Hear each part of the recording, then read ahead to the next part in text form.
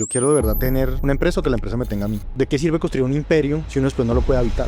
Álvaro Bohórquez dejó 2 unicornios y 20 años en el ecosistema startup para dedicarse a una sola cosa: convertir fundadores atrapados en CEOs que no sacrifican su vida para sostener su empresa. El 70% de los emprendedores han tenido, tienen o tendrán problemas de salud mental. Un empresario o una empresaria tiene el doble de riesgos de caer en depresión. 11 veces más probable que tengan trastornos de bipolaridad. Y el pogo de hacer empresas tan duro que normalmente para las cosas más significativas la gente termina recibiendo las obras del empresario o la empresaria. O sea, si nos descuidamos, le dices a tu novia, bueno, te voy a mandar el calendar para ver cuándo tengo tiempo para comer contigo. Donde hay mujeres en roles de liderazgo, 70% menos de probabilidad de riesgo de quiebra. Donde hay mujeres en roles de liderazgo, puede haber hasta un 15% más de chance de incrementar la rentabilidad. Las mujeres, por el nivel, digamos, de compromiso, de precisión y excelencia, tienen un riesgo de burnout bastante alto. Porque es que desde muy pequeñas, algunas las educaron para ser perfectas. A los hombres nos educaron para ser valientes. Una frase que te escuché decir que me parece que vale la pena explorar, y es que los mejores empresarios que conoces se han vuelto cracks administrando pobreza. Un fundador empieza siendo un muy buen operador, pero en algún momento tiene que tener una epifanía de entender que el juego no se gana siendo el mejor operador, sino el mejor diseñador del sistema donde las cosas ocurren.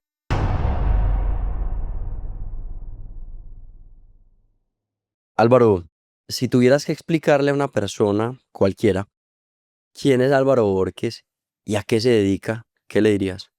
Yo soy una persona que estuvo 20 años en el pogo del ecosistema startupero, lanzando, escalando, hiperescalando, consolidando compañías en toda Latinoamérica.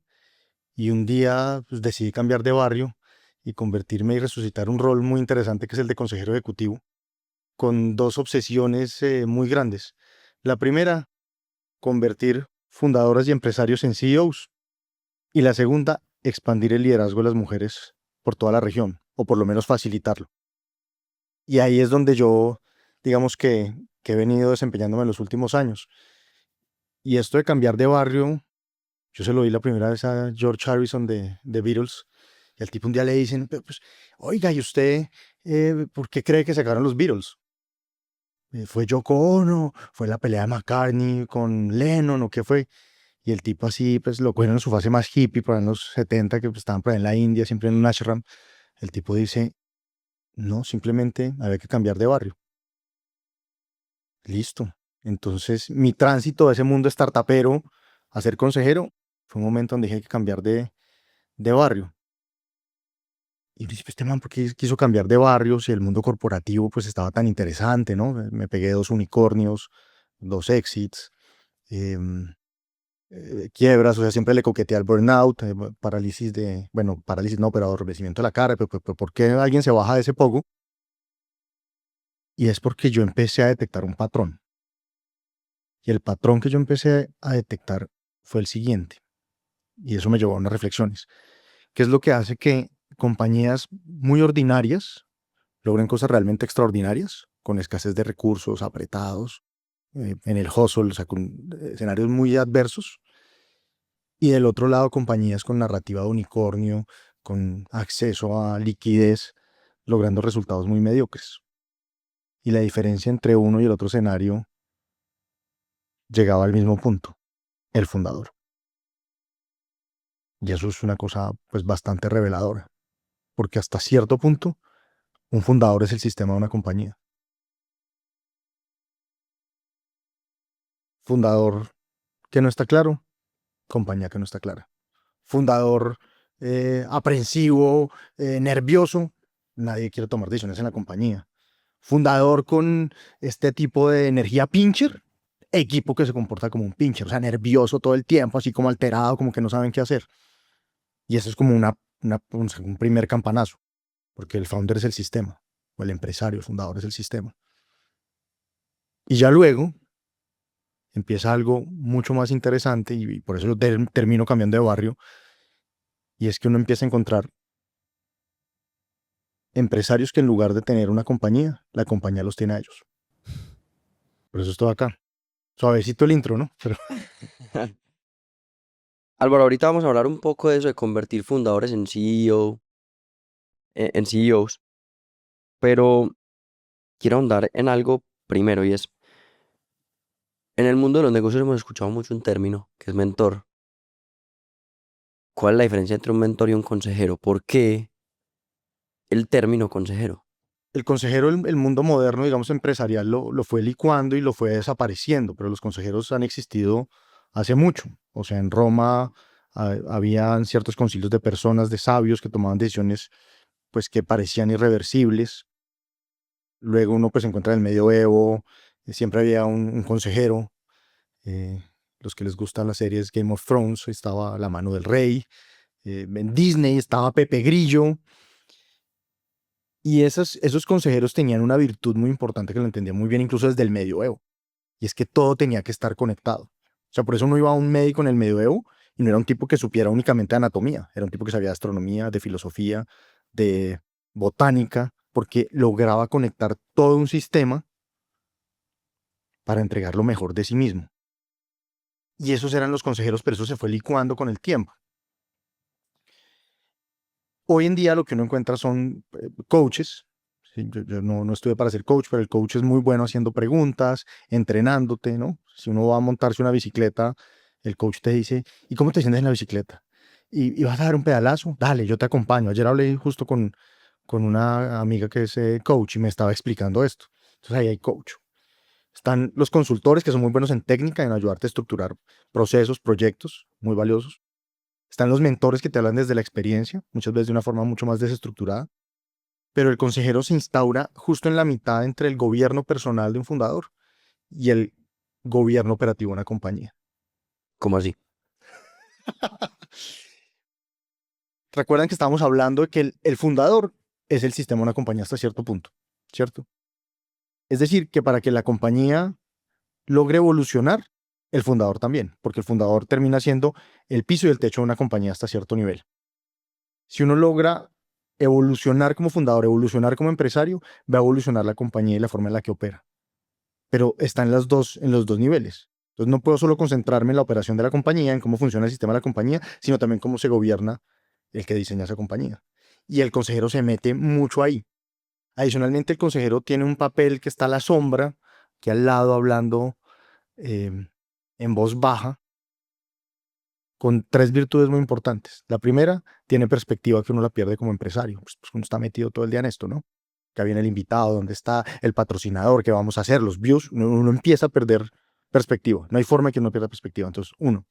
Número dos, no tiene agendas de intereses ocultos finalmente, ¿sí? Hoy en día, pues los empleados tienen una agenda, los socios tienen unos intereses, los inversionistas, pues obvio, La familia, la pa. familia, y el consejero es ese lugar seguro donde uno puede un poco recuperar perspectiva, romper la soledad del fundador, que entre más responsabilidades y más poder uno tiene, más solo se siente, ¿ya?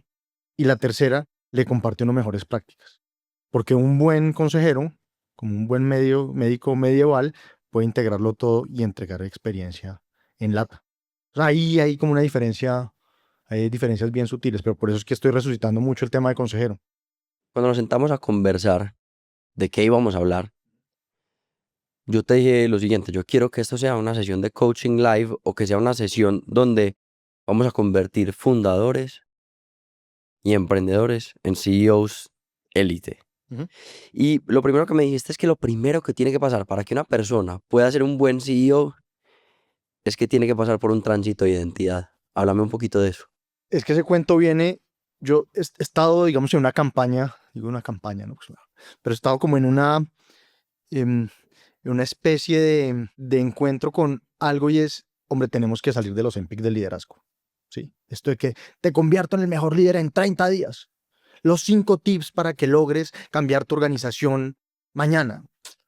Hombre, yo creo que eso es muy pandito, es demasiado pando, porque si un fundador se obsesiona en que el problema son las herramientas, normalmente eso desaparece muy rápido, ¿no? Entonces hoy uno se oye 3 podcasts y llega, no, ya sé qué es lo que hay que hacer con producto.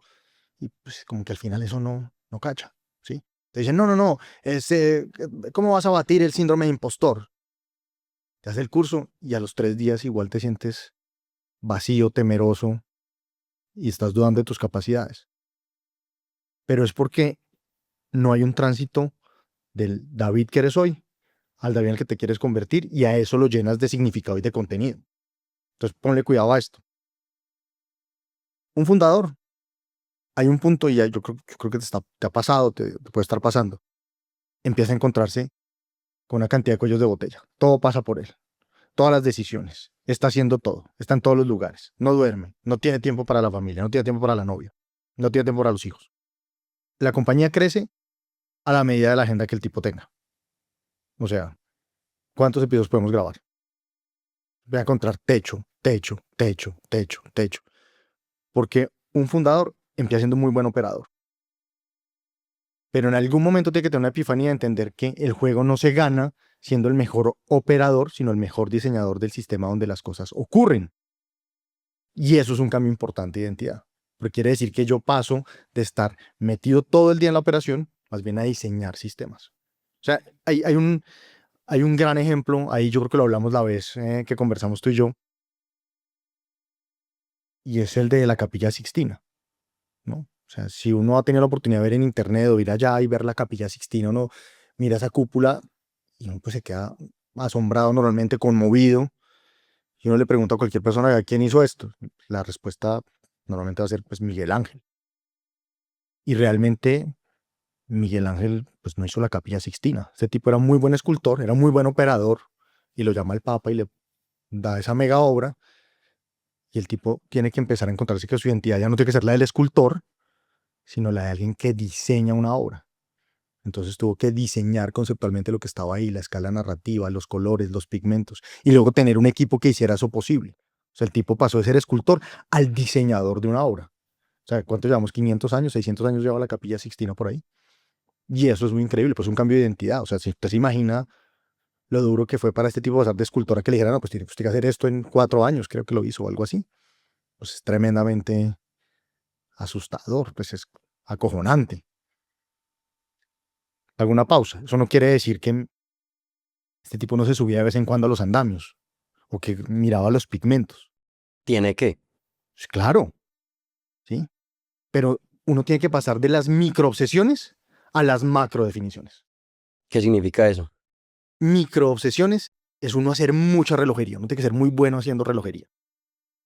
Hay piezas de Patek Philippe que tienen entre 200 y 7000 piezas. Los movimientos, qué va primero, cuáles son los engranajes, dónde están, cómo funcionan. Eso necesita mucha relojería, mucha precisión, mucho compromiso con los altos estándares. Patek Philippe hace unos 60.000 relojes al año, 60.000, 70.000 relojes al año. Para que uno lo ponga en perspectiva, Rolex se hace, creo que, cerca de 1.000.000. Puedo estar cometiendo una imprecisión, pero la diferencia es bastante grande, ¿sí? Pero una vez ellos se deciden hacer una pieza, le dedican, creo que hay un reloj hay una colección que duró hasta 7 años haciéndose una pieza, a fuego lento. Entonces uno tiene que ser muy bueno haciendo relojería muchas veces para lograr esos estándares. Tiene que uno estar obsesionado con algo, pero micro obsesiones, porque uno puede lograr hacer que la vida se convierta en una sola obsesión. ¿En qué punto se da uno cuenta que tiene que pasar de microobsesiones a macrodefiniciones? En el punto que ya entendió, se puede repetir y se puede delegar. ¿Sí? O sea, una vez uno ya descubre que esta es la mejor forma de ensamblar este reloj, ya lo descubrió, tiene que salir de ahí. Porque si no, la vida se le vuelve una vida de obsesiones, entonces la empresa crece, pero la vida se encoge. Ya teniendo en cuenta lo que son microobsesiones, ¿qué son las macrodefiniciones? ¿A dónde tenemos que llegar? Las macrodefiniciones es lo que nos permite operar un sistema una y otra vez. O sea, el sistema lo que nos permite es tener resultados predecibles con una misma estructura. Mejor dicho, es Subway. O sea, uno no llega a Subway diciendo, ay, ¿será que hoy sí me va a salir igual el Subway de 30 centímetros de atún? Eso está inventado. O sea, uno llega, ¿qué quiere? Subway, el del día, listo, pan blanco, plan de oreja, no, caliente, frío, americano, provolone. Eso ya existe. Eso es boom, boom, boom, boom, boom, boom, boom. ¿Sí? En ese concepto, eso es una macro definición. O sea, uno no llega y todo el mundo, ay, y hay pan. Oiga, ¿y el pan? Pues no, ya está inventado. Pero tiene que haber primero una microobsesión. Cuando uno ya es capaz de repetir esto de manera consistente y lo puede delegar, lo tiene que soltar. Porque normalmente al principio va a haber gente que lo va a poder hacer al 80% como lo haría uno. Pero si uno lo suelta y lo documentó bien hizo una buena macrodefinición, va a haber gente que lo va a hacer mucho mejor que uno. Pero ese paso es duro. O sea, microobsesión es que yo para esta conversación, ayer me oí como 8 capítulos de Instinto. Estuve hasta las 3 de la mañana revisando este cuaderno los últimos 6 meses, revisando el newsletter, o sea, obsesionado. O sea, 4 de la mañana. Uy, ¿qué hora es? No, 9 de la mañana. O sea, me dormí 3 o 4 horas, microobsesionado. Y se volvió macrodefinición porque al final de esa jornada de trabajo que tuve ayer, obsesionado con esto, me salió la nueva versión del manifiesto de la compañía, de Manager Hero, que es parte de lo que estoy diciendo ahí. Logré una definición. O sea, el manualito que lo va a entregar a muchos de los fundadores. Esto es como yo veo un manifiesto de cómo pasar de fundador a CEO. Entonces, pasé de una microobsesión a una macrodefinición. Todos los fundadores, todas las personas que tienen un proyecto, que están creciendo, saben que tienen que vivir ese cambio. O sea, no es algo como que uno no sepa, como que sea un secreto y solamente algunos lo sepan.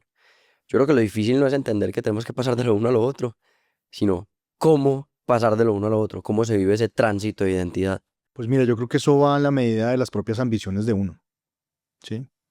Si mi ambición es que mi identidad se convierta a estar macro obsesionado y macro quemado, pues suerte con eso. O sea, yo debo decidir, yo quiero de verdad tener una empresa o que la empresa me tenga a mí. Pues esa es la decisión que yo debo empezar a tomar. O sea, yo tengo que tener criterio. Ah, yo quiero ser una persona que la empresa se expande y mi vida se encoge. Bien, bien con eso. O sea, normalmente cuando tengo estas conversaciones con una empresaria o un empresario, me van a decir, no, yo no quiero eso para mí. O sea, yo no quiero seguir estando 16 horas trabajando todo el tiempo. No quiero otro divorcio. No quiero otro divorcio. No quiero ser el cuello de botella. Ah, es que todo el mundo me tiene que preguntar a mí. Ahí hay un jueguito del ego porque a uno le gusta, ¿no? Como uno cuando hace una empresa, a uno lo recompensa el sistema porque uno resuelve, porque uno hace. Entonces el ego de uno le dice, no, pues quédese ahí, ¿no? Ah, pues que yo soy el mejor para resolver problemas en esta compañía.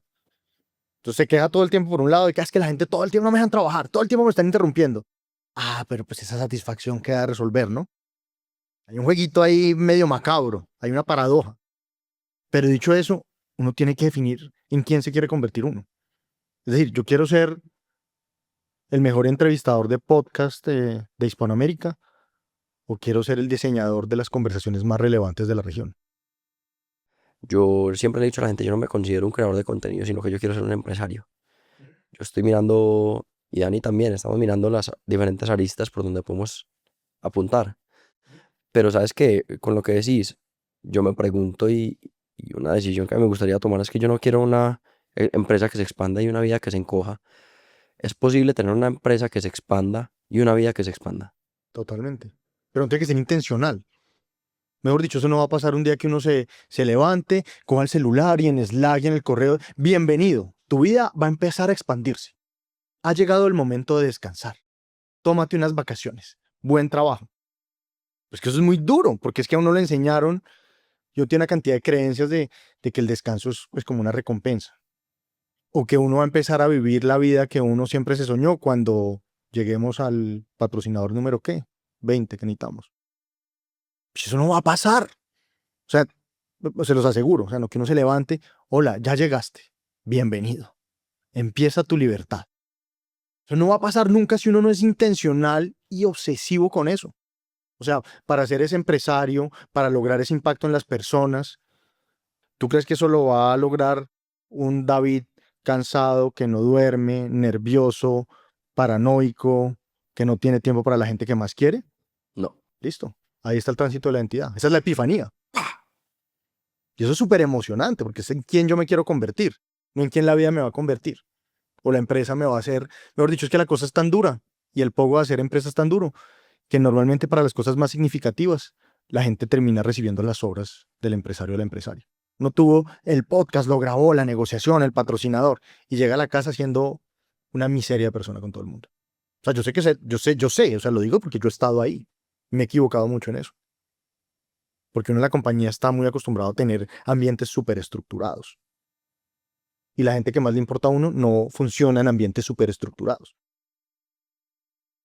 O sea, si nos descuidamos, le dices a tu novia, ah, bueno, te voy a mandar el calendar para ver cuándo tengo tiempo para comer contigo. Terrible. Es más, y terminas en ese ciclo de desgaste vano, tonto, que hasta tu mismo equipo recibe las obras de lo que tú eres. Eso es tristísimo. Por eso es que Hasta cierto punto el fundador es el sistema. Fundador confundido, equipo confundido. Fundador triste, equipo planito, equipo que no emociona. Entonces, esa epifanía llegas ahí, cuando uno decide intencionalmente en quién se quiere convertir. Y una vez lo encuentre, va a estar dispuesto a hacer lo que sea para transitar eso, sin que le cueste la vida.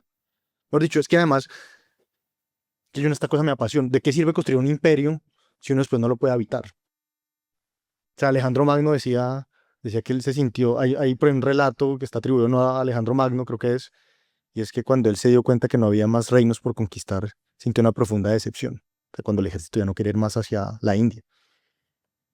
Entonces, nosotros queremos que nos pase eso. Yo creería que no.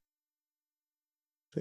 Pero ahí está el tránsito. Entonces, por eso el tema es más de identidad que de técnica. No es que la técnica no sea importante, la técnica es súper importante. Como tener conversaciones difíciles. Vence el síndrome del impostor. Pero es mucho más importante la identidad. En ese proceso de convertirse de fundador a CEO, hablaste de 3 cosas que tienen que suceder. Primero, esa epifanía de entender que uno tiene que pasar de operar una empresa a gobernarla. Y hay otros 2 pasos muy importantes, la genialidad y la devoción. Háblame de esos 2 pasos. Son los más lindos. La genialidad es uno identificar en qué lugares uno hace una diferencia descomunal. Que eso no es resolviendo el problema normalmente de la iluminación y el cable. En un momento sí cuando uno es operador, pero cuando uno gobierna, seguramente la zona de genialidad donde uno es expansivo y genera ese tipo de impacto no es esa, es otra. Pero el ciclo y poco el espiral de la compañía te va llevando a otras cosas, al que resuelve el problema, al que pone el cable, al que recibe todas las llamadas, el que contesta en YouTube, lo que sea. Pero la genialidad está en otro lugar. Y si uno empieza a gobernar una compañía, empieza a ser el arquitecto de ese sistema, uno tiene que ser muy cuidadoso con el retorno del tiempo de uno. O sea, el criterio ahí es el ROI de mi tiempo y donde yo hago una diferencia descomunal. El ROI, para los que no saben, es el retorno de inversión. Retorno de la inversión. ¿Sí? Entonces, tengo la epifanía en que me estoy convirtiendo, en que me quiero convertir. Luego, identifico muy claramente dónde está mi zona de genialidad, dónde está mi genio. Y luego, lo ejecuto con devoción.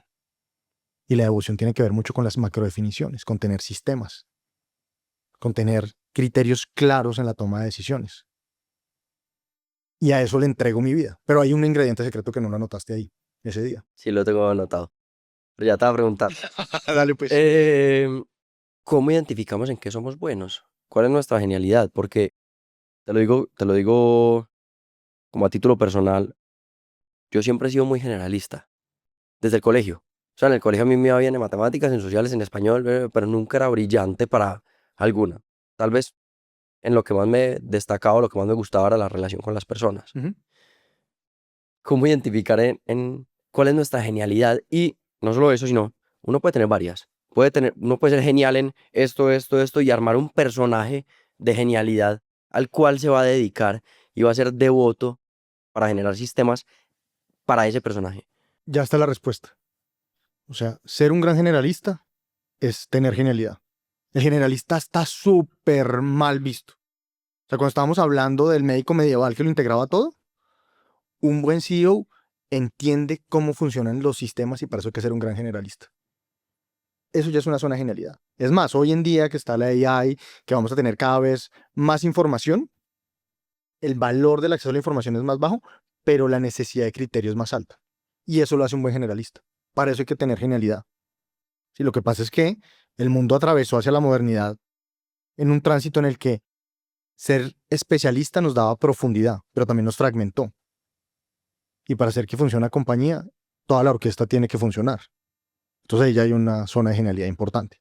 Te pregunto algo, y es un consejo que necesitamos Daniel y yo como equipo. Dani es muy talentoso operando, pues para los que no saben, pues obviamente Dani es mi socio. Dani es el que hace que estas conversaciones se vuelvan en un producto que la gente consume, disfruta, el que las hace dinámicas, pero estamos viviendo ese tránsito de identidad. ¿Mm? Y Dani no va a ser toda la vida el que hace las conversaciones, edita las conversaciones, las construye. ¿Cómo hacer para encontrar la genialidad de Dani si su mundo antes de Instinto era completamente diferente a lo que estamos haciendo hoy? Me explico, Dani es productor musical, Dani le fascina la música, cómo encontrar la genialidad en este campo de juego, que es el campo de juego de los negocios. Pues ¿dónde está haciendo la diferencia Dani hoy? O sea, no tiene nada que ver con lo que ya haya hecho. No tiene nada que ver con lo que le haya hecho antes. No tiene que ser así. ¿Dónde hace la diferencia? Si la diferencia la hace en hacer que la iluminación dibuje y eso nos genera un mayor engagement y me hace ver menos mal a mí, genialidad completa. Es que hay una cosa ahí que es una trampa muy constante y es uno creer que el liderazgo, tener una empresa es llenar un checklist. Y eso lo veo en todo el tiempo en empresarias y empresarios absolutamente maravillosos y es estarse sintiendo siempre incompletos. ¿No? Tengo que ser el mejor operador, pero además el mejor estratega, pero el más inspirador, pero el mejor entrevistador, pero el que más cierra patrocinios. Eso es imposible. O sea, esa es la receta para sentirse frustrado. Una de las mejores decisiones que pueden tomar algunos fundadores es contratar, por ejemplo, un CEO. Sí, puede ser. Es reconocer que no son buenos para todo y que tal vez no son los mejores gerentes para su empresa. Probablemente. ¿Sí? O sea, puede ser que yo sea muy buena o muy bueno para inspirar, pero sea muy malo para operar. O sea, la mejor definición de éxito, o la que más me gusta recientemente, es que yo sea capaz de llevar al máximo punto todas mis capacidades de acuerdo a mis limitaciones humanas. Pero eso tiene algo implícito muy poderoso y es que yo no me mato la cabeza en ser aquello que yo no soy. O sea, un oso tratando de ser águila siempre va a ser una mala un mal águila. Pero vamos al revés. Un águila que quiere ser oso pues va a ser siempre un mal oso, por más de que se lea todos los manuales, pero hay una cantidad de gente en el mundo tratando de ser oso cuando nacieron para ser águilas. Locura. ¿Ves? Me subestimaste y me dijiste que no había escrito el cuarto ingrediente, pero claramente lo tengo aquí escrito. El cuarto ingrediente es credere. ¿Qué es? Credere. Entonces tenemos epifanía, genialidad, devoción, y el ingrediente credere viene la palabra creer. O mejor, creer viene la palabra credere, que es ponerle el corazón. Y ponerle corazón es uno dar todo de sí para que esa epifanía se haga una realidad. Entonces cuando la gente le dice, no, póngale el corazón, o crea, o póngase la camiseta, credere. Ahí está. Que ponerle el bendito corazón. No hay nada peor que una compañía sin alma. Si estás aquí es porque te interesa aprender sobre negocios y crecimiento personal. Todas las semanas nos sentamos con las mentes más brillantes para descifrar su receta de éxito. Si no quieres perderte ningún episodio y quieres apoyarnos, la manera más sencilla de hacerlo es suscribiéndote al canal y activando la campanita. Lo puedes hacer dando clic en el botón de abajo o escaneando el QR que vas a encontrar en pantalla. Ahora sí, de regreso al episodio. Luego de entender las cuatro cosas que tienen que pasar, tienes que tener la epifanía, tienes que encontrar tu genialidad y tener devoción. Y además de eso, el cuarto ingrediente que es creer, hay ciertas habilidades que uno necesita como emprendedor o CEO para sacarla del estadio. Y vamos a explorarlas todas. Pues la primera es más de uno mismo. ¿Qué es eso? Eh, Más de uno mismo tiene que ver con salirse justamente de eso, de creer que de ser empresario, de ser líder, es llenar una lista, un checklist, una lista de mercado. Si uno está concentrado realmente en su genialidad y se enfoca en eso, deja de ser ese águila que quiere ser un oso y se dedica a ser el mejor o la mejor águila posible. Es más de uno mismo. Y es por eso que yo considero que no hay un solo manual de liderazgo. O sea, el Ozempic de liderazgo, por eso es que ya no existe. Porque es que cada quien va encontrando su mejor receta. Y esa receta no está en emular ser quien uno no es a la fuerza, sino en evolucionar, pero ser más de uno mismo. Es por eso que si yo soy la empresaria más inspiradora del planeta y tengo limitaciones para operar, pues mejor me dedico a ser la persona que más o mejor la persona que más emociones puede generar en un lugar.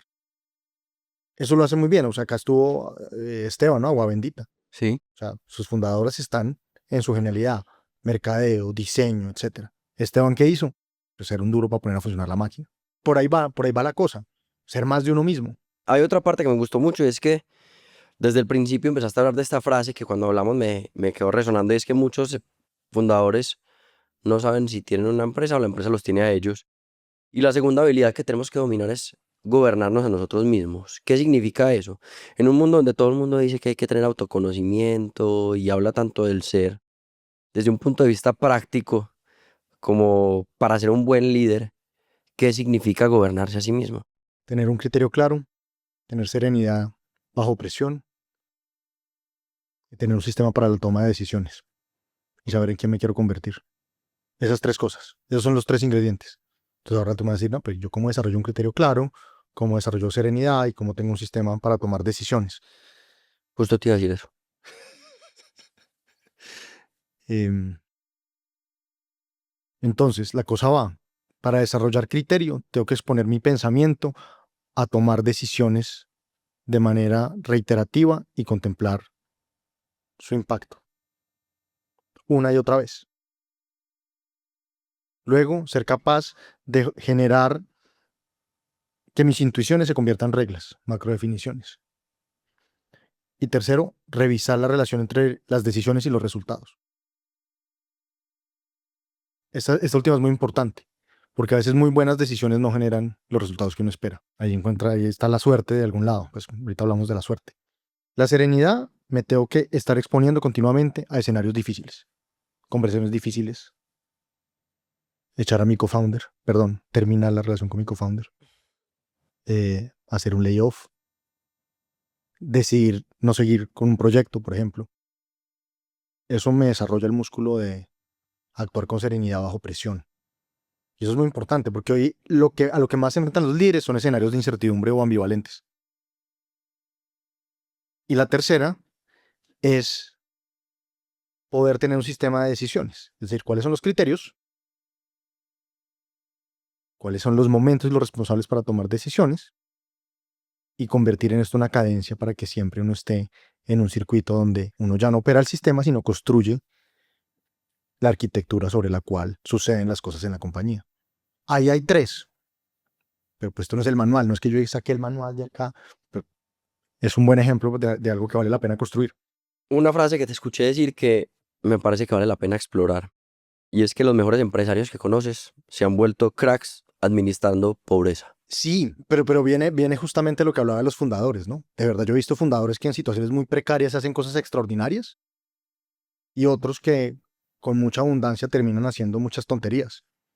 Y es que administrar pobreza yo creo que es el mejor motor de creatividad que uno puede tener, ¿no? Es lo que de ahí sale eso que uno le dice a un invitado a un podcast, no, pero es que mira, ¿qué te parecería si tú vinieras mejor a Medellín? ¿Qué te parece? Entonces ahí, pues no, cierta estrechez me hace ser más avesado, me hace ser más creativo, me lleva al límite. Hay personas, digamos como yo, un poco que funcionamos bien en el límite.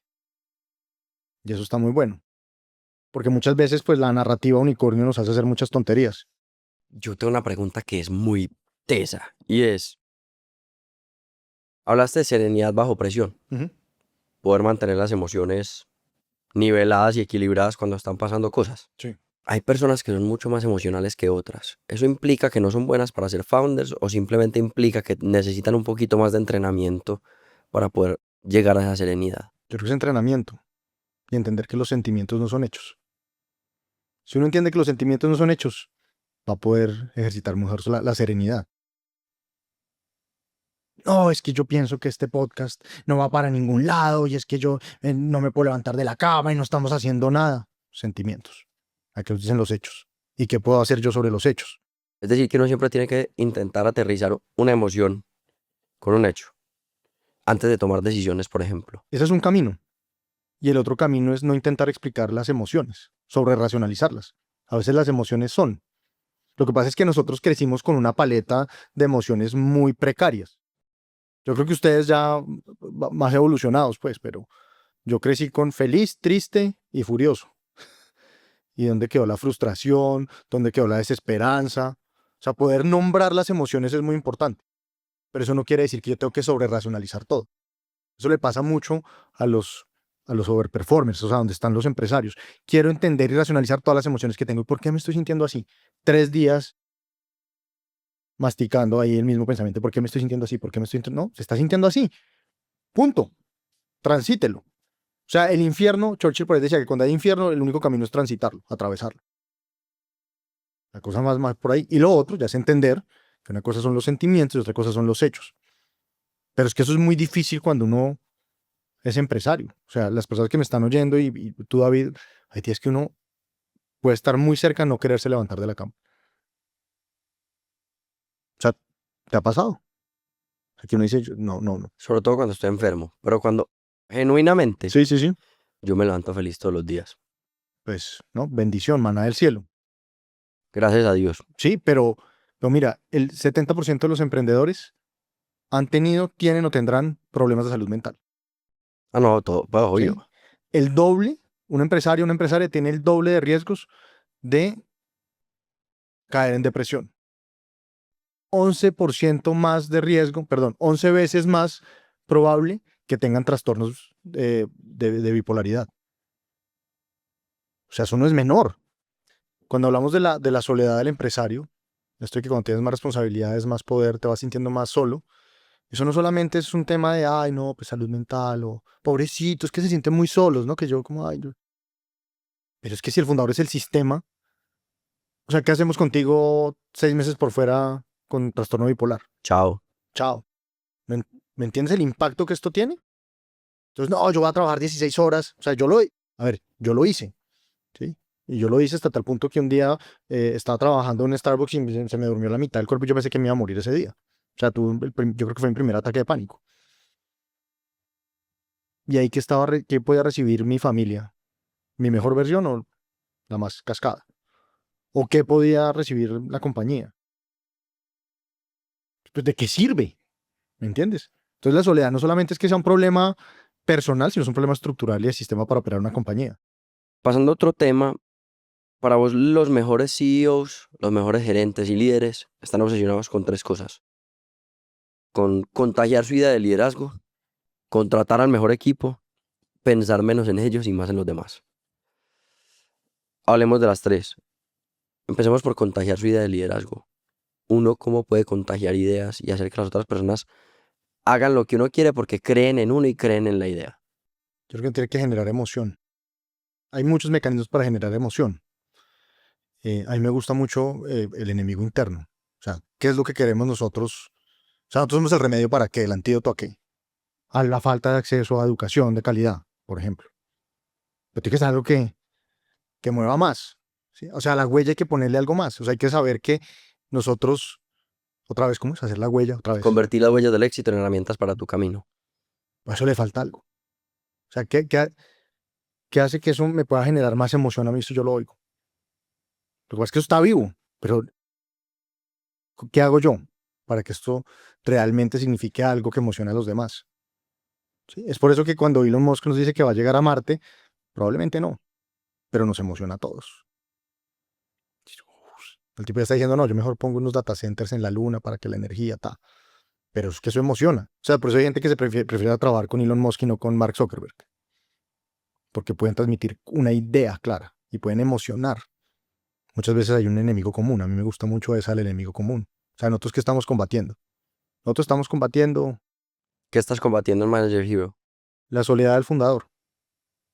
Fundadores solos, que terminan siendo problemas sistémicos para sus compañías. No porque ay, por esto están solos. ¿Mm? Y estamos combatiendo, yo no estoy combatiendo, pero yo quiero creer que estamos logrando expandir el liderazgo de las mujeres en Hispanoamérica. No por mérito mío, sino porque puedo ayudar a facilitar y a iluminar. Sí, el consejero hace mucho eso. El consejero va y el cocinero, el consejero también. El consejero va y como con una antorcha iluminando un poco. O sea, ¿por qué tenemos mujeres completamente brillantes, destacadas, que sienten síndrome del impostor? Yo creo que hay un tema del entorno. Porque el entorno es muy duro para las mujeres. Está lleno de dobles estándares. Esto de que tienes que ser determinada porque no te vean agresivo. Tienes que mostrarte vulnerable, pero que no te vean débil porque te la van a montar en la compañía. Es un tema de entorno. Y si ese tema es de entorno, nos corresponde a todos, no solo a las mujeres. O sea, mal haría yo en declararme feminista porque técnicamente no puedo. Pero si yo he sido parte del problema, que estoy seguro que lo he sido de formas en las que incluso soy incapaz de verlo, también puedo aportar en la solución. Y hay un tema de entorno, ¿me entiendes? Pero es muy interesante y a mí me emociona mucho es porque donde hay mujeres en roles de liderazgo, los resultados son mejores. Entonces no es un tema moral o un tema ideológico, sino un tema de datos. Donde hay mujeres en roles de liderazgo, 70% menos de probabilidad de riesgo de quiebra. Donde hay mujeres en roles de liderazgo, puede haber hasta un 15% más de chance de incrementar la rentabilidad. 30% menos de turnover, o sea, de que los buenos se nos vayan de la compañía. Es más, por ahí en un estudio de UK, descubrieron que las mujeres que estaban en juntas directivas de bancos recibían hasta $7 millones menos en multas por mala conducta. Entonces es un tema que me apasiona porque es un tema de datos, de negocio, de reivindicación. Y no lo estamos viendo, pensamos que el tema solamente es de la brecha, o sea, estamos dejando de ver toda una parte de la película, pensando que solo es brecha y no oportunidades, pensando que el tema solamente es de técnica de las mujeres o lo que sea en síndrome del impostor y no del entorno. Quiero preguntarte algo aprovechando que estamos hablando de esto y es, sé que te dedicas a asesorar muchas mujeres, a ser consejero de muchas mujeres. ¿Cuáles son las diferencias fundamentales que has encontrado entre los CEOs hombres y los CEOs mujeres y las CEOs mujeres? ¿Qué virtudes tienen? O sea, ¿realmente hay alguna diferencia tangible en la forma de liderar y en la forma de llevar empresas? Para mí no hay ni liderazgo femenino ni liderazgo masculino. Existe el liderazgo. Punto. Y si el tema se trata de ser más de mí, y hay suficientes individuos en el planeta Tierra, eso quiere decir que hay también miles de formas de liderar. Y eso pues es tan angustiante como liberador, porque quiere decir que no hay un solo manual para liderar, volvemos a lo mismo, ¿ves? No hay múltiples formas de liderar. Que eventualmente algunas mujeres pueden tener ciertas habilidades en la cultura del cuidado, en entender mucho más roles sistémicos, eventualmente sí. Pero no podemos dejar que eso sea una camisa de fuerza, porque si no caemos en una trampa y es que las mujeres lideran así, los hombres lideran así. Por ahí yo no creo que vaya el viaje. Y eso nos libera de un montón de cargas de que el checklist. O sea, las mujeres por el nivel, digamos, de compromiso, de precisión y excelencia, tienen un riesgo de burnout bastante alto. Porque es que a las mujeres, desde muy pequeñas, algunas, las educaron para ser perfectas. A los hombres nos educaron para ser valientes. ¿O no? ¿Cómo era en tu casa? Somos 3 hombres. Entonces, ver la otra perspectiva me queda un poco lejos. Sí, pero Pero definitivamente los estándares de perfección para las mujeres son es que eso tiene unas altísimos. consecuencias terribles. Porque si uno lo ve desde esa perspectiva, si tu misión es ser perfecta, eso quiere decir que no te puedes equivocar. Y no te equivocas, no mejoras. ¿Ya? Es más, de ahí viene todo este cuento, esta tontería de calladita te ves más bonita. Que uno piensa que ya no existe, pero sí que existe. ¿Sí? No incomodes, no hagas mucho ruido. Las mujeres no pelean. Por eso es que es una línea muy fina, no decir liderazgo de los hombres y liderazgo de las mujeres. ¿Mm? Porque está lleno de trampas. Entonces imagínate, si no puedes incomodar. O sea, ¿cuántas mujeres que nos están oyendo no han estado en una junta directiva y dicen algo? Nadie parece estarlas escuchando y llega David y dice lo mismo y dicen, no, es que lo que dijo David. O les pisan lo que están diciendo. O todo el tiempo, de manera recurrente, les están criticando su carácter y no su criterio. Es que ella es muy brava. Es que hormonal. Como si eso fuera, pues, una limitación o quién sabe qué cantidad de tonterías se nos ocurren en la cabeza. Pues es un tema del que hay que hablar y que es completamente funable, ¿no? Porque hay un hombre hablando de esto. Bueno, yo la verdad no sé por qué terminé en esto. Yo creo que un poco el algoritmo de la vida real se fue acomodando para que yo terminara en esto. Vamos al segundo pilar con el que tienen que estar obsesionados los mejores CEOs del mundo y los mejores líderes.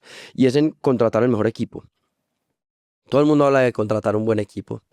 Contratar es quizás de las cosas más difíciles que hay. Y yo quiero, antes de hablar de cómo construir un buen equipo, que es algo que le podíamos preguntar a cualquier persona, hablar de algo muy particular tuyo. Y es que durante un tiempo andaste con un trapito en el bolsillo porque querías sacarle el brillo a las personas, sacar lo mejor de las personas que estaban trabajando contigo. ¿Qué aprendiste acerca de cómo sacarle el brillo a todas las personas que están a nuestro lado para poder construir equipos verdaderamente excelentes? Hombre, yo pienso que uno tiene que ser muy obsesivo en eso y es de verdad. Y eso quiere decir muchas veces renunciar a ciertas lealtades. No quiere decir ser desleal, pero renunciar a ciertas lealtades que bloquean la evolución de mi compañía. Eso tiene que ver con, por ejemplo, ya no tener o decir romper con mi co-founder. Que la mayoría de los co-founders son buenas muletas emocionales. Pero eso nos da para otro podcast. O sea, siempre que me dicen, Álvaro, es que llevo construyendo la compañía 8 años y alguien quiere ser socio mío, normalmente le digo, ¿usted está construyendo la vacuna para la malaria? No. ¿Va a cambiar el destino de la humanidad en los próximos 5 años? No. ¿Esta persona tiene un conocimiento excepcional pues que nos ayude a llegar a Marte? No.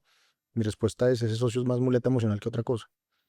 Pero eso no pasa con los equipos, porque muchas veces empieza a construir la compañía con un equipo y ese equipo se te empieza a quedar corto para la evolución. Esteban lo dijo perfecto en el capítulo de Agua Bendita, me encantó, fue una claridad absoluta en eso. Y es que la gente que te trajo hasta acá no necesariamente te lleva, pues, digamos, a la siguiente estación. Pero normalmente esa obsesión se dice de dientes para afuera, pero no está interiorizada. Entonces yo constantemente hablo con empresarios y empresarias y siempre hay 2 o 3 personas que son el tema central.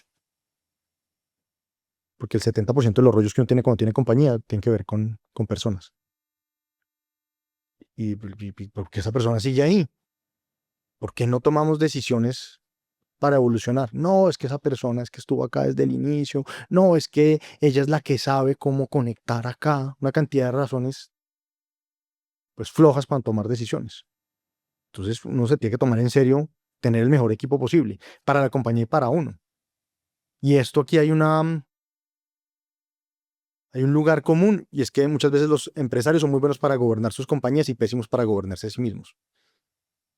Y entonces como hay tanta fábula y tanta historia del empresario que se hizo solo, etcétera, uno piensa que para llegar allá uno va solo. Va solo. Y eso es carreta. La gente que normalmente uno más admira, esa gente tiene un equipo y una red de soporte súper fuerte. O sea, si me preguntaran hoy cuál sería mi mayor apuesta de gobierno personal, tener una junta directiva para uno. Nutricionista, psicólogo, psiquiatra, consejero, deportólogo, para rendir a ese nivel. O sea, uno escoge en qué liga quiere jugar. Yo no sé por qué llegué a este tema, pero y cómo juntarlo con lo del trapito es, pues yo me empecé a meter un pañito acá de estos con los que uno limpia gafas, el de microfibra, creo que es la cosa. Y cuando llegaba a una nueva, a un nuevo branch, a una nueva subsidiaria, a una compañía, y hablaba con las personas, yo les decía, vea, yo me comprometo a una cosa y es sacarle brillo a todos los que están acá. Pero esto va a ser como la lámpara de Aladino. Hay que frotar la lámpara para que salga el genio. Y eso hay lamparitas que uno chun chun y ¡fu! Sale el genio. Y hay otras que toca frotar duro. O sea, tiene que haber fricción. Pero sale el genio. Yo estoy seguro que todo el mundo tiene un genio. Ahora, hay compañías que tienen tiempo para esperar que el genio salga, otras que no. Hay genios que no son para esta compañía. Y eso tiene que ver mucho con la habilidad y el criterio que tenga y la agudeza que tenga ese CEO. Pero por ahí va el cuento. Si uno se compromete a sacarle brillo a todo lo que encuentra a su paso. Y yo creo que hoy sigo en el mismo cuento, ya en un escenario, en un barrio diferente. Pero sigo en el mismo cuento. ¿Qué sirve para sacar el brillo a las personas? O sea, encontrar esa genialidad de cada una de las personas de tu equipo. Es una gran pregunta. Yo creo que tiene que ver con comunicar de manera clara qué es lo que estamos persiguiendo, cómo ganamos y cómo ellos pueden contribuir en ganar ese juego. Y eso tiene que pasar por una zona de exigencia muy fuerte. Mejor dicho, uno a veces tiene que bajar al infierno para poder resucitar. Y eso duele. Pues por eso hay que anticipar a la gente. Yo le decía a la gente, mira, yo me comprometo a que tú vas a ser un mejor profesional en los próximos 6 meses trabajando conmigo. Pero no me comprometo a que va a ser fácil. Pero eso es bellísimo porque cuando la persona lo acepta, eso quiere decir que va a estar dispuesta a llevar al máximo nivel todas sus capacidades. Pero la persona tiene que aceptarlo y tiene que saber en qué es lo que está firmando. Hoy vi justo un reel que decía que es muy difícil, que crecer es muy difícil y no crecer pues en edad, sino crecer como persona es muy difícil porque usualmente el progreso se disfraza de sufrimiento o se disfraza de lo contrario, del fracaso. porque cuando uno fracasa aprende y progresa. Entonces el man decía, para sentirse fuerte primero hay que ir al gimnasio y sentirse débil. Ir varias veces y sentirse débil. Y eventualmente uno se siente fuerte. Pero en el camino uno usualmente siente como, no, estoy levantando menos, no estoy fuerte. Lo mismo pasa con todo. Entonces, cuando la gente se compromete con ese camino que tú le vendes, lo que se está comprometiendo es a la incomodidad de tener que pasar por un proceso de frustración que parece que es un fracaso para llegar a lo que es el progreso y el crecimiento. Está buenísimo. ¿Eso qué tiene que ver con instinto hoy en día? No, pues, Daniel y yo cada día sabemos menos, hacemos más y sabemos menos. Creo que, uff, qué pregunta tan difícil. Mm, Estamos en un punto donde, por ejemplo, estamos delegando y nos hemos equivocado en cosas que antes no nos habíamos equivocado. Y uno dice, no puede ser que estemos retrocediendo. No puede ser que cosas que antes no pasaban, ahora estén pasando. Pero ese es el precio que toma delegar, poder salirse del rol de estar todo el tiempo obsesionado con detalles para poder empezar a diseñar procesos. Y en los procesos hay personas y hay errores, pero tienes que permitir que se equivoquen las personas para poder pulir ese proceso y llegar a un punto donde, aunque tú no estés, los errores sean mínimos. Pues está muy bueno porque es que hay una habilidad, yo creo que nos ha hablado de eso, y es de uno poder reencuadrar la realidad. O sea, Napoleón decía que él no se retiraba, sino que se replegaba. Y uno tiene que tener la capacidad de tener ese tipo de perspectiva. Es decir, nos estamos equivocando porque esto nos permite hacer macrodefiniciones que luego nos permitan hacer que la máquina funcione sin que nosotros estemos ahí. Más o menos por ahí va la cosa. Pero uno necesita reencuadrar. Pero es que es muy difícil uno reencuadrar uno solo todo el tiempo. Es muy difícil. De hecho, ahorita que hablábamos del sufrimiento y del esfuerzo, ahí hay como una trampa, hay dos trampas. Una es que le dicen a uno, no, lo importante no es el destino, sino el viaje. Y uno, pero si es que lo estoy sufriendo, ¿cuál disfrute? ¿Será que es que estoy haciendo algo mal? Yo hablo de esto con empresarias y empresarios todo el tiempo. Algo es que yo no me estoy disfrutando de esto. Es que yo lo estoy sufriendo. ¿Qué estoy haciendo mal? Pues nada. No estoy haciendo nada mal. Hay unas partecitas del camino que se sufren. O sea, trocha. Yo le digo a los equipos, hay trocha. Hay que pasar por la trocha. Ahora, pues si yo sé que voy para una playa hermosa, divina, donde voy a pasarla espectacular, va a estar la gente que yo más quiero, me aguanto la trocha. Pero tengo que saber para dónde voy. O sea, ahorita que estamos en Semana Santa, yo no sé si esto va a salir antes o después de Semana Santa, pues Jesús no se estaba disfrutando el Vía Crucis, pero él estaba de acuerdo con el trade-off. ¿Te acuerdas que estamos hablando de los intercambios? Que uno como empresario todo el tiempo está haciendo intercambios, ¿no? Calidad, velocidad. Pero esa es la diferencia entre arrastrar la cruz y abrazarla. Si uno está y firma los trade-offs, los intercambios que tiene que hacer, abraza la cruz. Si todo el tiempo está renegando y todo el tiempo está diciendo esto para qué, pero por qué me metí en esto, pero la está arrastrando. La cruz ahí lo va a destrozar a uno. Pues ahí me puse, pues, judío cristiano. Pero la cosa tiene mucho que ver con, justamente con eso. Entonces esa es una trampa, ¿sí? Creer que es que yo me tengo que disfrutar el camino todo el tiempo. Carreta. A veces, otra vez Churchill, hay que coger el infierno y atravesarlo. Punto. Sin miedo. O con miedo, pero que atravesar el infierno. ¿Ya? Y la segunda, pues es lo otro. Creer que todo tiene que ser con esfuerzo, luchado, pues porque eso fue lo que nos transmitieron nuestros papás. Si no es con esfuerzo, no, eso no sirve. Es como si para lograr el éxito, para lograr ciertas cosas, tuviera que ser siempre sufrido. Y eso es carreta. Y yo lo veo y nosotros lo transmitimos continuamente en nuestro entorno. O sea, Martín, hablamos de Martín, mi hijo, que tiene 11 años, que le puso el nombre a Manager Hero. Un día estábamos hablando de que estaba estudiando para un quiz de matemáticas. Y yo le estoy diciendo, hay que esforzarse, hay que darle. Y entonces me dijo, es que me está doliendo. Es que me está doliendo. O sea, me dijo, me está doliendo. Y yo me quedé pensando, y yo, ¿será que es que yo estoy transmitiendo que todo tiene que ser esforzado? No hay cosas que tienen que ser disfrutadas. ¿Sí? Y hay también que encontrar el gozo en la disciplina, el gozo en el rigor.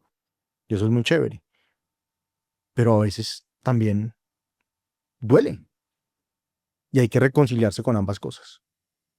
Con el gozo en la disciplina, en el rigor, con el gozo por el que sí, y también con que a veces va a doler y requiere esfuerzo. O sea, me está doliendo. O sea, ese día la frase de Martín fue esa, me está doliendo, Te va a doler. pero también vas a disfrutar y vale la pena. Es buscar no siempre padecer el camino. No puede ser toda la vida trocha. No. Toda la vida no puede ser. O sea, en alguna época yo le decía a los equipos, oiga, prepárense. Y si me oyen, si oyen esto, prepárense porque viene turbulencia. O sea, yo se los anticipaba, ¿no? Señores pasajeros, vamos a atravesar una nube. Viene la turbulencia. Abroches el cinturón.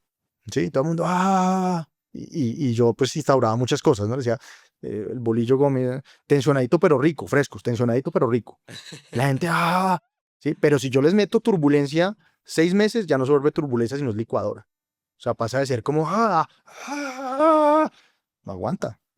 Ningún equipo va a operar con tranquilidad así. Y los momentos de turbulencia unen a los equipos. La licuadora no. Pero cuando los equipos van por un momento de turbulencia juntos, solucionando problemas, arreglando el avión mientras van volando, cuando salen de la turbulencia, salen muy fortalecidos. Hay que cuidar también el discurso como líderes cuando estamos andando por esa turbulencia. Pues transmitir la idea de liderazgo y reencuadrar. O sea, no nos estamos retirando, nos estamos replegando. Y dar ejemplo. Sí, sin lugar a dudas. O sea, esto de que la gente mira a su líder en los peores momentos es muy cierto. O sea, yo conocí a una persona que era una CFO de una compañía y con unos problemas enormes. Yo no entraba a la oficina de ella y ella estaba así, con las uñas, ¿no? Una paz. Yo no entraba y yo decía, no, pues la cosa no debe estar tan grave. Y era una persona que hacía, o sea, no estoy hablando de una persona incompetente ni que no le importara, pero ella transmitía esa idea de liderazgo, de Serenidad. serenidad. No, que nos vamos a morir todos. Ujú. Fresco. Decía, pero ¿cómo lo hace? Pero eso es tremendo porque eso es una cascada. Como el fundador es el sistema, si el fundador llega y no, nos vamos a morir todos, no, la compañía, todo el mundo, ¡ah! Desastre absoluto. Y tampoco puede pasar que vos le digas, señores pasajeros, viene turbulencia, se pone el paracaídas, abre el avión y se va. Pues no, porque eso es un terrible precedente. Pues sí, está pasando todo el tiempo hoy en día, ¿no? Como, no, esa empresa se quebró. Yo no sé, esa empresa se quebró. Bueno, pues levantaste 200 millones de dólares, hiciste, deshiciste los proveedores y esa empresa se quebró. Pues ahí yo particularmente tengo pensamientos más fuertes respecto a esta idolatría o esto de que el fracaso ahora se volvió mainstream, ¿no? Como si hablar del fracaso fuera un mérito en sí mismo, ¿no? Como si eso fuera un badge, una medallita de virtud, ¿no? Y todo el tiempo, no, es que el fracaso me hizo lo que soy. Pero se va todo el otro pedazo, el aprendizaje, la responsabilidad, qué puedo yo transmitir de esto para los demás. Entonces, que nos distraemos constantemente, ¿no? Todos vamos a llorar en todos los podcasts. Uy, no nos van a matar con esto. Pero, pues, ¿qué hacemos? Por ahí Mario Mendoza decía, es que se sufre. O sea, no nos hace especial. Ser empresarios no nos hace especial. El resultado y el impacto que generamos con eso es lo que puede realmente hacer la diferencia. Pero ser empresario per se, pues especiales, pues, como, ¿por qué? Fracasar, especiales. No, porque lo intentaste, no sé qué. Sí, todo bien. Pero eso no es una virtud en sí misma. Es lo que yo hago con eso. Y cómo yo asumo la responsabilidad frente al fracaso. Ahí es donde se pone interesante. Que puedo llorar, pues, absolutamente. ¿Hay qué? Pues puede que no. Yo lloro, me he vuelto cada vez más llorón, pues. Pero No, sí, yo digo es necesario sentir. Lo que tal vez no es necesario es contárselo a todo el mundo. pues hay que preguntarse, pues, ¿para qué? No, para que todos nos recordemos que podemos sentir, etcétera. Todo bien, pero no sé si para eso yo necesito estar todo el tiempo llorando. Esto que estamos hablando tiene que ver con con esa tercera obsesión de los buenos CEOs de pensar más en las otras personas que en ellos mismos. Absolutamente. Es que si yo me dejo de mirar al ombligo, puedo ser más expansivo. No sé si todo el tiempo, no, es que pobrecito, es que soy yo, es que mi compañía, pues se pierde toda la perspectiva. Es lo que podamos hacer. O sea, ¿cuánta gente vamos a poder nosotros impactar y vamos a educar? O sea, yo hoy sé que si este episodio le llega a 1 o a 90.000 o a 170.000, habremos podido cambiar el mundo. Yo estoy obsesionado hoy en día con muchas veces hablarle a la inmensa minoría. Había una emisora en Bogotá que tenía ese eslogan, la HJCK, la emisora para la inmensa minoría. ¿Qué pasa si eso es suficiente? O sea, ¿qué pasa si eso es suficientemente ambicioso? O sea, ambición no solamente son los 170.000.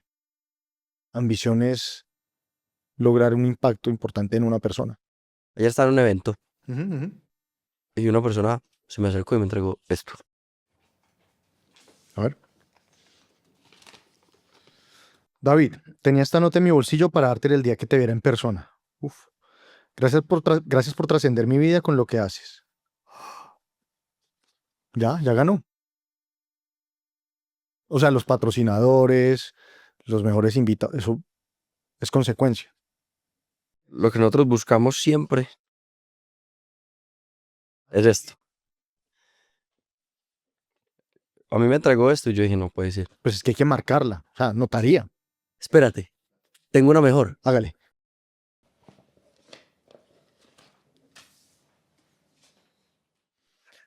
David, lo haces súper bien. He aprendido, no te imaginas cuánto de vos. Gracias. Liliana. ¿Ya? Pero, pues esto le da un propósito gasolina a uno. Pero fíjate que esa es una medida de ambición muy diferente.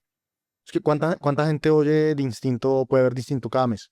Hay 500.000 personas, 500, entre 500 y el mes que más hemos tenido por ahí 1.000.000. Listo, 1 millón. Hoy en día nos quieren hacer creer que la ambición es que yo te diga, 1 millón no, 10 millones. Ya, rápido, una gran máquina de contenido. Puede ser. Pero ¿qué pasa si la ambición es hacerlo bien hecho? Profundidad. Fuego lento.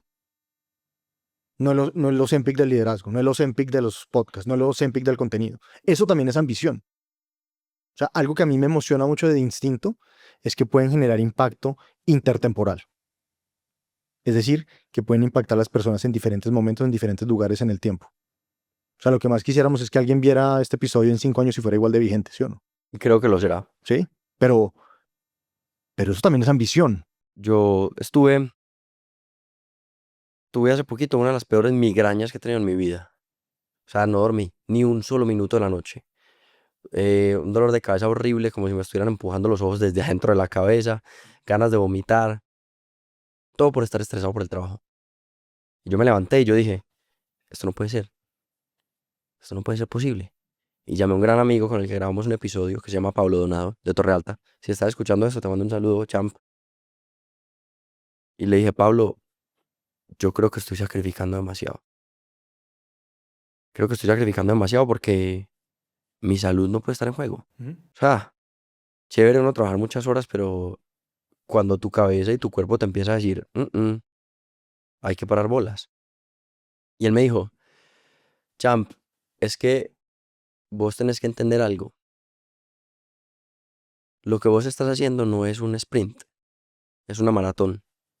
Tu labor es todas las semanas sacar un muy buen episodio de excelente calidad y seguir enamorando a las personas una semana a la vez. ¿Mm? No es algo que tienes que hacer en una semana, hacer todo, Sí. sino a través del tiempo una excelencia sostenida. Y yo dije, uff. Y es muy cool porque es una visión de empresa, la visión de empresa que él tiene, Dani y yo, la compartimos infinitamente. Y es de qué vale tener empresas si te vas a dañar la vida. Sí, no poder habitar el reino que construyeron, o el Exacto. imperio. Eso es una conversación que a mí me ayudó muchísimo en su momento. Sí, pero es que es muy fácil perderse. Lo importante es recalcular. Sí, yo creo que la vida, y yo sí lo estaba notando acá porque lo recuerdo mucho cuando me lo dijeron, es que la vida es tan importante que no hay que tomársela tan en serio. Y eso, pues sirve, porque es fácil perderse en el juego. ¿Qué piensas de lo siguiente? Soy un líder, tengo muchas responsabilidades y muchas tareas, y se me atraviesa un café largo con un amigo, que me jode todo el horario, pero me llena el corazón. ¿Cómo verías tú eso? Es que a veces somos muy rígidos. Te lo digo es porque yo no abriría paso a ese café si sé que estoy desorganizando todo mi horario. Pero quizás ese café me dé ideas, gasolina. ¿Cuál es tu opinión? Pues que no hay que escoger. O sea, hay otra trampa y es que todo el tiempo tenemos que escoger. No, a veces pueden ser las dos cosas. Yo tengo que instaurar un sistema en mi compañía que me permita tomarme ese café como parte del sistema. ¿ya? O sea, dentro de mi sistema tengo que tener espacio para esas charlas que me nutren y me llenan el corazón.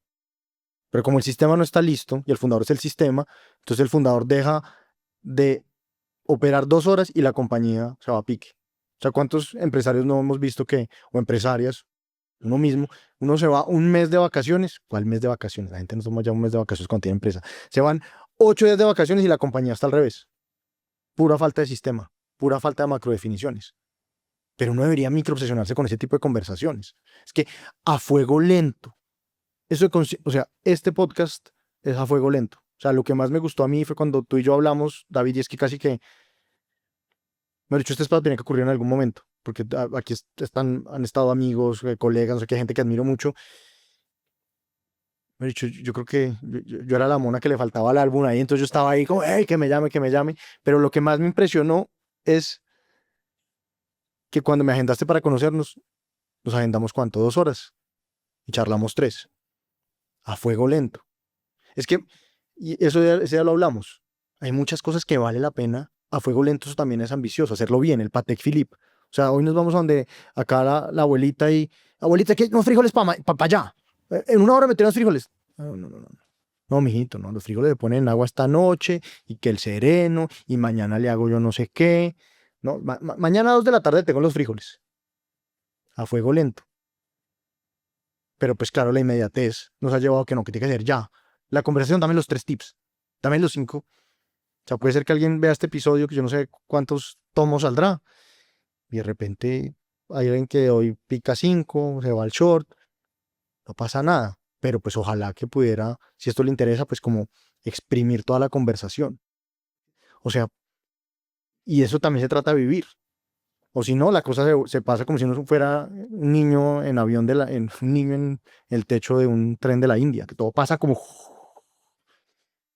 Para ir cerrando el círculo completo, ya hemos hablado de cómo ser un buen CEO, las habilidades que se necesitan, el tránsito de identidad. Y también has mencionado ciertos errores fundamentales que cometemos las personas cuando estamos en posiciones de liderazgo. Las muletas emocionales, estar muy ansiosos con el hipercrecimiento, que la calidad se está... O sea, la calidad yo creo que si uno mira un gráfico, está así, en pique, porque todo el mundo cree que rápido es mejor. Y a veces las cosas toman tiempo. Y el tercero es que dejamos de ser compasivos. Háblame un poco de ese error que cometemos los líderes. Pues yo a esto le he dado muchas vueltas. Y hay una compasividad, los griegos yo creo que los llaman diferente, y es uno tratarse con cariñito a uno mismo, ¿sí? No darse tanto palo. Pero hacia los demás, a mí hay una definición de compasión que me gusta mucho, y aquí la voy a parafrasear seguramente, y no la tengo ahorita tan fresca, y es ser capaz de ver al otro en toda su dimensión humana. Y si eso fuera así, yo dejo ver a las personas en función de los roles y más en función de su humanidad y de su contexto. Entonces, cuando yo tengo que tomar una decisión en la compañía, una decisión difícil de que alguien ya no trabaje conmigo, si lo miro con compasión, incluso puedo tomar esa decisión con más facilidad porque ya dejo de pensar en un rol, sino que esa persona en ese contexto de pronto ya no hace el mejor fit con lo que necesitamos hoy como compañía y puedo transitar eso de una manera mucho más fácil. O sea, compasividad no solamente ser amables, tranquilos, suaves, sino poder ver al otro en su completa humanidad y poderme ver a mí mismo también así en lo que soy fuerte y en lo que no. Y yo pienso que eso hoy se ha perdido mucho, porque creemos que compasividad es ser blando y exigente es ser duro. Y hay una cosa más ahí. Esa falta de dimensión, y yo no sé quién lo dijo, porque ahí hay como un mix de cosas, eso también me permite ser duro con los problemas, suave con las personas. Y continuamente no se le olvida eso. Sobre todo cuando uno se pone que, no, delusional, no, es que yo tengo que hacer el mejor equipo y no sé qué, y paso por encima de arraso con todo el mundo. Yo pienso que la cosa no es por ahí. Esto no lo inventé yo, para alguien que tenga caridad y pues lo busque ahí, esto no lo dije yo, pero hay que tenerlo muy presente. Luego en la conversación muy del ser de cómo llegar a transitar, pues hacer ese tránsito de identidad y lograr ser los mejores líderes que podemos ser, quiero dejar a las personas con herramientas prácticas. Y tienes muchas herramientas prácticas, pero quiero hablar de un par. Primero, empecemos con la matriz Eisenhower y la ingeniería inversa. Uy, no, eso yo no sé de dónde salió. De verdad, ingeniería inversa, dije eso. Em, Ingeniería inversa. Hombre, yo cogería todos los últimos problemas de los últimos 3 meses, intentaría identificar patrones ahí, documentarlos, subirlos a un LLM, subirlos a un MyGPT o a un GEMS, o bueno, yo no estoy en Gemini, pero o a Claude, y hacer que eso se volviera una gran mente maestra de mi compañía. Y le haría ingeniería inversa absolutamente a todos los problemas que he enfrentado en los últimos 3 meses o 6 meses. Microobsesión, macrodefinición. La hora del chicharrón. Ah, la hora del chicharrón, esa es mi favorita. Vea, los que me van a ver que están con consejería de Manager Hero no me dejarán mentir que la hemos instaurado. Hombre, muchos empresarios que todo el tiempo se vuelven la central de PQRs de su compañía. Están trabajando y, un momentico, es que un segundito, es que tenemos este problema. No, es que espérate un momentico que, ¿no? Y eso es un error grave de optimización de la agenda. O sea, yo quiero tener la conversación de 3 horas que me llena el corazón, pero no quiero estar todo el tiempo siendo interrumpido por se dañó un cable, el invitado no está llegando, se perdió, no sabe dónde queda pergamino. Yo no quiero eso. Entonces, para eso, uno puede desarrollar o puede diseñar una hora en su calendario, que al principio puede ser diaria, después 2 veces a la semana, 3 veces a la semana, que es la hora del chicharrón. Es un bloque que está en la agenda, que todo el mundo sabe porque yo lo comunico, y la gente llega ahí, a ese bloque, a decirme cuáles son los problemas que tienen durante el día. Si los problemas no son críticos o existenciales, es mejor dicho, no llegó la día, no nos van a llevar presos, no me metieron en lista Clinton, van para la hora del chicharrón. Y ahí llega todo el mundo. ¿Sí? Y la hora del chicharrón, ojalá haya gente que se va metiendo y se va metiendo y vayan viendo uno cómo resuelve los problemas. Porque es muy interesante capitalizar ese momento. Es una oportunidad para que uno le enseñe a la gente no qué pensar, sino cómo pensar. Esa es la hora del chicharrón. Si uno quiere que la hora del chicharrón se vuelva más, ¿no? Esteroides, entonces dice un fundador que trabaja con nosotros, le puso hora del chicharrón con limón. Entonces todo el mundo me llega con 2 o 3 soluciones. Y vamos a ver por dónde nos comemos este chicharrón. Si yo pudiera instaurar una forma de pensar y de resolver los problemas en mi empresa, utilizaría una que usa Stephen Bartlett en Diary of a CEO, que es paredes de papel. ¿Qué significa eso? Bueno, no, la forma de pensar no es paredes de papel, sino el concepto es paredes de papel, la forma de pensar es empujar paredes de papel. Y es que mucha gente coge y llega a un problema y dice, no se puede. Y muchas veces, si empujas esa pared, te das cuenta que es de papel y se cae. Entonces, ¿qué logras? Resolver un montón de problemas, cuestionar siempre cómo resolver los problemas. Y lo que tienes en tu equipo es un montón de gente que tiene pensamiento crítico de siempre que llega un problema, preguntar, ¿cómo lo resuelvo? Me han dicho que no se puede así, pero verdaderamente no se puede así. ¿Por qué no se puede así? Eso para mí es genialidad. Totalmente. Pues y es que adicionalmente en una compañía el 70% de los problemas han ocurrido y ocurren una y otra vez. Eso ya está inventado. Pero macro definición. Hablemos de mini-me. Pues Minimi tiene que ver con eso. Y eso está muy interesante. Si yo cojo todos esos problemas, ¿cierto? Hago ingeniería inversa, los documento, se los meto a Claude, por ejemplo, a una inteligencia artificial. Básicamente yo tengo la oportunidad de estarme clonando a mí para muchas actividades operativas de la compañía. O sea, tengo empresarios que me dicen, hombre Álvaro, yo me subo a las reuniones de feedback de nuevos proyectos de la compañía y siempre termino diciendo las mismas 4 cosas. Oiga, esto da ROI, o sea, retorno a la inversión, tenemos los recursos para hacerlo, qué tan rápido lo podemos entregar, cuál es el impacto. Y ahí se caen la mayoría de proyectos. O sea, este empresario me dice, yo soy el experto en pinchar el globo. Entonces, el mini de eso, de este empresario, va a cambiarle el nombre, entonces se llama Pregúntale a Pedro. Y Pregúntale a Pedro es que todo el mundo tiene que pasar por Pregúntale a Pedro antes de llegar con el fundador, ¿ya? Incluso la hora del chicharrón puede optimizarse tanto que cada reunión de hora del chicharrón se grabe, se transcriba, se meta a Notebook LM y que cada persona pueda ir en tiempo real a preguntarle a Notebook LM cómo resolver un problema y si ya se resolvió, te va a decir la respuesta. Sí, pues eso fue lo mismo que yo hice. O sea, yo cogí 50 episodios de Instinto, Notebook LM, déjame ver cuáles son las respuestas, las preguntas más frecuentes. Déjame ver cuáles son los ángulos más innovadores. Déjame ver de qué manera yo no puedo repetir lo que han dicho los otros. Pues ¿para qué?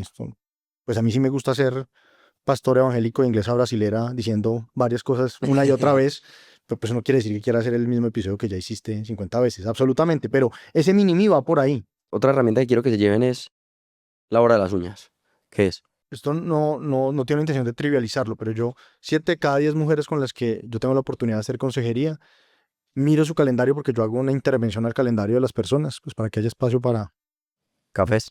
para cafés, y para trabajar, y para generar impacto, y para la genialidad. Y yo les pregunto, ¿qué es lo que más extrañas de esta agenda reventada? O sea, esta agenda que tiene un slot encima del otro y que no hay tiempo para respirar. Me dicen hacerme las uñas. Y eso, pues para mí como hombre fue como revelador. Pues, perdón, qué tontería, ¿no? Pero para mí fue revelador. ¿Cómo así?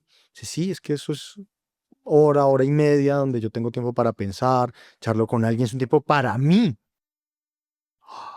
Yo, ¿cómo así? Claro. Y eso todo el mundo debería tener esos espacios dentro de la agenda, diseñados, intencionales. Si es jugar play, jugar play. Si es jugar fútbol, jugar fútbol. Pues hacer nada, Si es leer, leer. pues hacer nada. Y eso es durísimo, eso es hacer nada, ¿no? Cuando uno tiene el episodio, hay que grabar el sponsor, pues durísimo. Y para terminar, hablemos de las micro vacaciones. Las microvacaciones fue un gran hallazgo para mí. Yo duré varios años que metido en el pogo startupero, que crecer, hipercrecer. Pues no tuve vacaciones. O sea, pero años, donde me iba de un lado al otro y no tenía vacaciones. Y eso empieza a pasar factura, pues ahí están las migrañas, ese tipo de cosas. Y una persona, pues me dijo, ¿usted tiene estructuradas bien sus semanas? 70% está estructurado. Listo. Ya no le vamos a apuntar a tener espacios largos de vacaciones, sino micro vacaciones. Entonces, ¿qué pasa si usted en el tiempo puede empezar a programar semanas de 4 días? Yo, ¿cómo así? Sí, puras micro vacaciones. Y con los festivos que hay en países como Chile, Colombia, México, bueno, Colombia se nos va un poco, que no sé cuántos festivos serán al año, Ni idea. 12, 15 años, 15 festivos. Más o menos se siente como eh, 15 años. eh, Uno va acumulando y diseñando tiempos de vacaciones más cortos. Entonces, si uno tiene sprints para ejecutar, microobsesiones, también puede tener sprints para descansar. Y eso a mí me cambió la vida. O sea, sinceramente me cambió la vida. Porque ya no dejé de estar anhelando esas 2 semanas de vacaciones, a ver cuándo las podía tomar, que nunca las podía tomar, y llegaba siempre más cansado de lo que me iba, sino empecé a diseñar semanas de 4 días, full. En algún momento incluso hice semanas de 3 días sprint a full y 2 días dedicados como a Más el fin de semana. más el fin de semana. Ahí alguien puede hacer la matemática, en algún momento la tenía, pero si uno hace eso y tiene el diseño de ese tipo de vacaciones, no sé cuántas semanas uno puede exprimir de descanso en el año. Mucho mejor. Pero entonces tú hoy solo trabajas 4 días a la semana. Hoy en día no, voy cambiando. Y yo con eso voy diseñando. Yo soy, digamos, soy un búho, yo soy mucho más productivo de noche, pero tengo que madrugar como una alondra a las 5 de la mañana, pues porque está mi hijo que sale al colegio, pero muchas veces me diseño meses donde hago sprints solo en la mañana y en la tarde respiro, hago contenido, escribo, tengo el café que me llena el corazón, me voy a cine con mi esposo miércoles a la 1 de la tarde, pues a cultivar toda esa red que hace que el imperio que yo construya pues tenga sentido. Álvaro, gracias por este episodio. Vamos para preguntas rápidas, no tan rápidas. ¿Cuál es el mejor consejo que te han dado? La suerte existe, pero saberlo no sirve para nada. Siempre hay un residual entre lo que uno hace y el resultado que uno obtiene. Y en buena parte ese residual es la suerte. O sea, si uno mira entrevistas de tenistas, es lo que hace que con una pelota pegue en la red y vaya para un lado y no para el otro del campo. Es que dos empresas hagan exactamente lo mismo y una triunfe y otra no. Entonces uno sí puede optimizar la suerte. Optimizar la suerte es que yo juego con las probabilidades, le meto a los indicadores, juego con el sistema para ver de qué manera logro optimizar eso que es aleatorio. Pero es mucho más chévere que yo a esa capa de optimización de la suerte le meta una capa de providencia. Y la capa de providencia es pensar que todo tiene un sentido y un para qué, y un por qué. Entonces cuando yo pienso en propósito, optimizo más mi virtud, mi propósito y mi espiritualidad. Entonces cuando optimizo la suerte, optimizo el sistema. Cuando optimizo la providencia, me optimizo a mí mismo. Por eso es que la suerte no sirve para nada. Pues a veces está, pues no sirve para nada. ¿Cuál es un libro que te ha marcado? El libro de recetas de mi abuelita, porque soy un pésimo cocinero y por más de que tenga el manual no me va a quedar igual. Y eso me recuerda que cada quien hace su propio libro de recetas. ¿Cuál es el principio que rige tu vida? Yo pienso que tiene mucho que ver con que no hay ningún propósito superior a servir.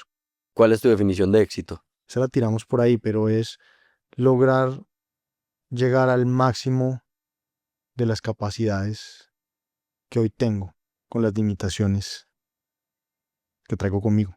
Y por último, si las personas pudieran quedarse con un solo aprendizaje de este episodio, ¿cuál sería? Este es un buen momento para decidir si tengo una empresa o la empresa me tiene a mí. Álvaro, muchas gracias. Gracias por venir acá a Medellín. Gracias por un gran episodio. Nos lo disfrutamos un montón. Hicimos catarsis. Conversamos muy bueno. Bienvenido. Esta siempre es tu casa. Dani, David, gracias. Dani, como siempre, ven por la foto.